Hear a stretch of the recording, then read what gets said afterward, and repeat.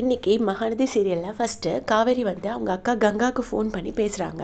பேசி இந்த மாதிரி நான் ஒரு குழந்தைய பார்த்தேன்க்கா, உன் குழந்த வயசு தான்க்கா இருக்கும், எனக்கு அந்த குழந்தைகிட்ட ஏன்னே தெரியல, ஒரு பயங்கரமான அட்டாச்மெண்ட் வந்துருச்சு அப்படி இப்படின்னு சொல்கிறாங்க. இதை கேட்டு காவேரியோட அம்மா ரொம்ப டென்ஷன் ஆகிட்டு, நீ போய் காஃபி குடி, நான் அவகிட்ட பேசிக்கிறேன் அப்படின்னு சொல்லிட்டு ஃபோனை வாங்கி அவங்க அக்கா கங்கா கிட்ட பேசுகிறாங்க. அவளுக்கே அந்த 5 வயசில் ஒரு குழந்தை இருக்குடி, அதை மறந்துட்டு ஊரில் உள்ள குழந்தைய கொஞ்சிட்டு இருக்கா அப்படின்னு சொல்கிறாங்க.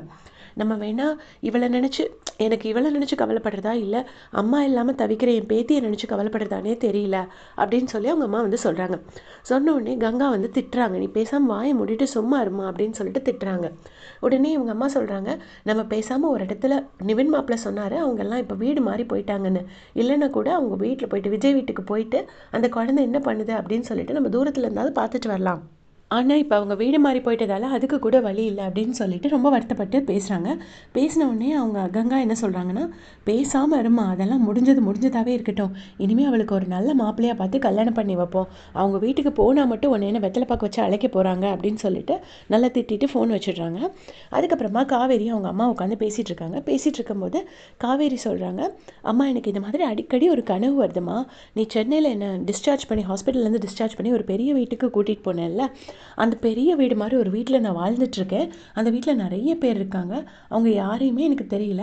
ஆனால் அந்த வீட்டில் நல்ல டாலாக ஃபேராக வாட்ட சாட்டமாக சினிமா ஹீரோ மாதிரி ஒருத்தர் இருக்கார். ஏமா அவர்லாம் என் கனவுல வரணும், ஆனால் அவர் யாருன்னு எனக்கு தெரியல அப்படின்னு சொல்லிட்டு காவேரி சொல்கிறாங்க. இது கேட்டு இவங்க அம்மா பயங்கரமாக டென்ஷன் ஆகுறாங்க. அப்புறமா காவேரி சொல்கிறாங்க, முன்னாடிலாம் மாதத்துக்கு ஒரு வாட்டி தான் அந்த கனவு வரும், இப்போ என்னடான்னா 3 நாளைக்கு ஒரு வாட்டி அப்படி ஒரு கனவு வருதுமா அப்படின்னு சொல்கிறாங்க. உடனே காவேரியோட அம்மா சொல்கிறாங்க, நிவின் மாப்பிள்ளை ஒரு மாப்பிள்ளையை பற்றி ஒரு தரம் சொல்லியிருக்காரு, உனக்கு நான் அவரை கல்யாணம் பண்ணி வைக்கட்டுமா, அவர்கிட்ட நீ பேசுறியா அப்படின்னு சொல்லிட்டு கேட்குறாங்க.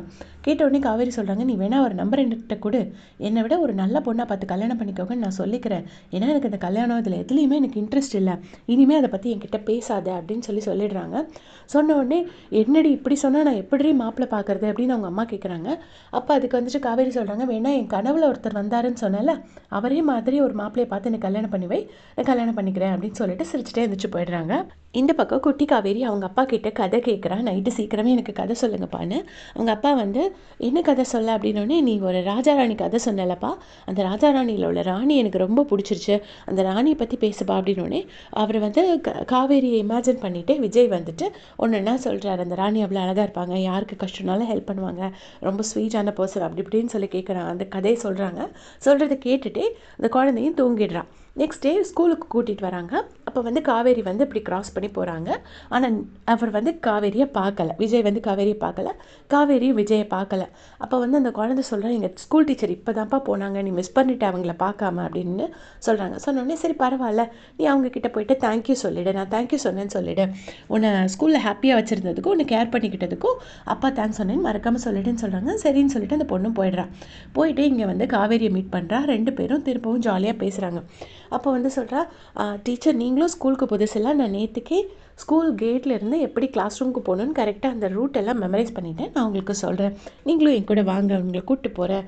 அப்புறம் எங்கள் வீட்டில் போய்ட்டு எங்கள் அப்பா கிட்டே நான் உங்களை மீட் பண்ணேன், உங்களை எனக்கு ரொம்ப பிடிச்சிருக்குன்னு சொன்னேன் அப்படின்னு சொல்கிறாங்க.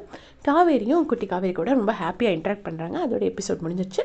இதே மாதிரி அப்படியே செஞ்சுக்க சேனல் சப்ஸ்கிரைப் பண்ணிக்கோங்க. தேங்க்ஸ் ஃபார் வாட்சிங்.